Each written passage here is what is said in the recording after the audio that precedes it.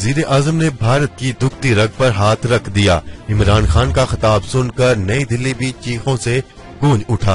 आज की अहम खबर से आगाह करते चले करतारपुर राहदारी के संग बुनियाद के मौका पर मुनक्किद तकरीब में वजीर आजम इमरान खान की जुर्रतमंदाना खिताब में मसला कश्मीर उठाने पर मोदी हुकूमत सख्त बुखलाहट का शिकार हो गई और मुस्बत रद्द अमल देने और मजलूम कश्मीरियों पर जुल्म सितम बंद करने की बजाय भारतीय सरकार ने मकबूजा कश्मीर को एक बार फिर अपना अटूट अंग करार दे दिया और वजीर आजम इमरान खान की तकरीर पर सख्त तनकीद करते हुए कहा कि पाकिस्तान सरहद पार दहशत गर्दों की हमायत बंद करके अपनी बैनुल-अक़वामी जिम्मेदारी पूरी करे।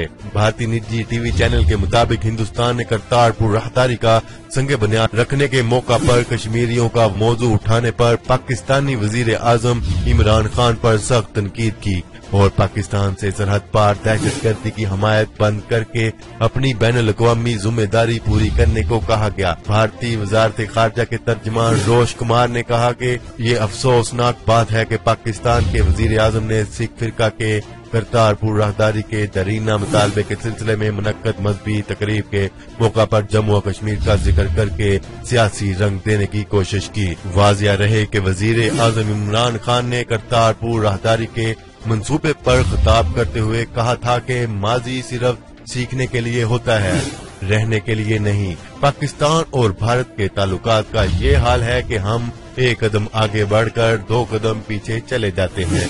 पाकिस्तान और भारत जब तक माजी की जंजीरें नहीं तोड़ेंगे आगे नहीं बढ़ सकेंगे। जब जर्मनी और फ्रांस आगे बढ़ सकते हैं तो हम क्यों नहीं। पाकिस्तान और भारत में सिर्फ एक मसला है और वो मसला कश्मीर है। क्या हम एक मसला हल नहीं कर सकते? इंसान चांद पर पहुंच चुका है तो क्या हम मसला कश्मीर हल नहीं कर सकते?